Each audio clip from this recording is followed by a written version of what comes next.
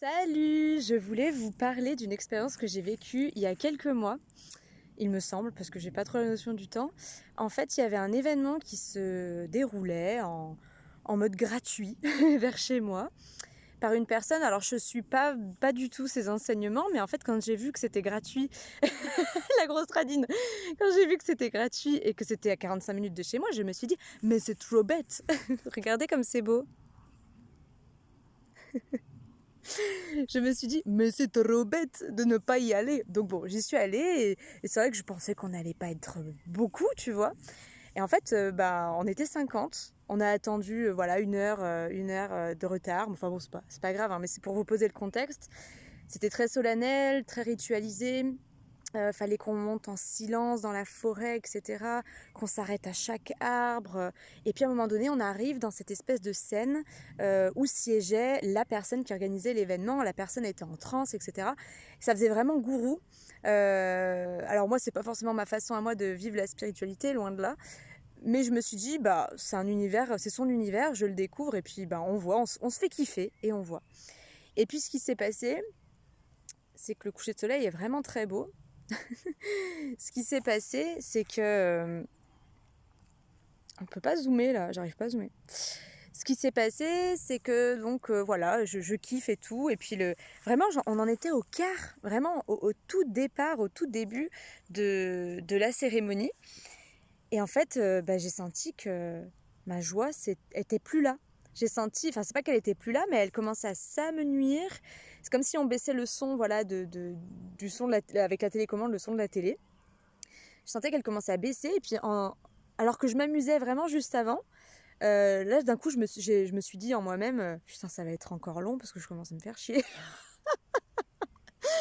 Et on était vraiment au quart, au début de cette cérémonie. Et donc j'avais amené mon hang et tout, on avait fait du tambour, on avait dansé, enfin c'était sympa, c'était vraiment cool. Et puis en fait, j'ai juste suivi ma voix. J'ai senti que j'avais fait ce que je devais faire ici. Ma présence n'était plus requise, que ma joie m'emmenait ailleurs. Je l'ai suivi. Il a dû se passer vraiment 2 minutes dans ma tête. J'ai pas du tout douté pour le coup. Je me suis dit, je suis pas obligée de rester, je peux y aller si je veux. Et puis, je suis allée voir une autre personne qui s'occupait de l'organisation. Et puis, j'ai dit que je devais partir et je m'en suis allée. Et franchement, j'ai eu une belle confirmation parce qu'en fait, à partir du moment où j'ai pris le choix de partir, j'ai senti qu'on avait monté le son, je vais y arriver, remonter le son de ma joie, remonter la vibration de ma joie. Je me suis mis dans la voiture, j'avais 45 minutes comme je vous disais de route pour rentrer, j'ai mis la musique, je me suis enjaillée, j'étais trop bien. Et puis j'ai pris deux jeunes mecs en stop. Et j'avais le hang dans la voiture. Et en fait, les deux, ils étaient trop bien. Ils se sont mis à jouer du hang et tout. Ils ont kiffé, on a rigolé, machin. Et en fait, je devais les emmener à un endroit sur mon chemin. Et en fait, ils m'ont dit non, mais finalement, on a envie de continuer de jouer du hang. Tu peux nous emmener là où tu dois aller. Finalement, c'est pas grave et tout. On reviendra à pied, c'est pas grave. Et du coup, tout s'est enchaîné en fait parce que j'ai joué à saute-mouton avec ma joie. Vraiment, j'ai juste suivi. Alors que pendant la cérémonie, j'aurais très bien pu me dire ah ça se fait pas de partir comme ça devant tout le monde et tout. Et en fait, j'ai pas du tout eu ça parce que j'ai vraiment senti en moi-même que ce que je devais faire ici, c'était terminé. Et c'est comme si finalement, tu vois, ma joie, vu qu'elle était beaucoup moins présente, c'est comme si je me suis dit peut-être que, je sais pas, j'allais peut-être devenir une énergie énergivore pour les autres, etc. Puisque ma joie n'était plus j'étais plus vraiment épanouie là où j'étais en fait, tu vois, c'était ça. Et on parle souvent de personnes toxiques. Putain, qu'est-ce que c'est beau. On parle souvent de personnes toxiques. Finalement, qu'est-ce que c'est une personne qui peut être à un moment donné toxique? C'est une personne qui ne s'écoute pas. C'est une personne qui ne prend pas sa place. Et prendre sa place, c'est quoi? C'est être soi-même, tout simplement. Et moi, à partir du moment où j'ai fait le choix j'ai déclaré qui j'étais en disant je m'en vais, il est temps pour moi de partir, ma joie, enfin vraiment tout s'est décuplé, je ne pourrais pas comment vous dire. Alors, j'étais super bien le premier quart de la cérémonie. Et puis, comme je vous l'ai dit, d'un coup, en l'espace de 2 minutes, j'ai envie de partir, ça me saoule. J'avais vu ce que j'avais vu, ce que je devais voir, j'avais fait ce que je devais faire, j'en sais rien. Mais en tout cas, ma joie, voilà, j'ai joué saute-mouton avec elle, je l'ai suivie et j'avais vraiment envie de vous partager ça parce que c'est vrai on peut culpabiliser, on peut, alors que ce soit cette expérience-là ou une autre, hein, je veux dire, ça c'était la mienne.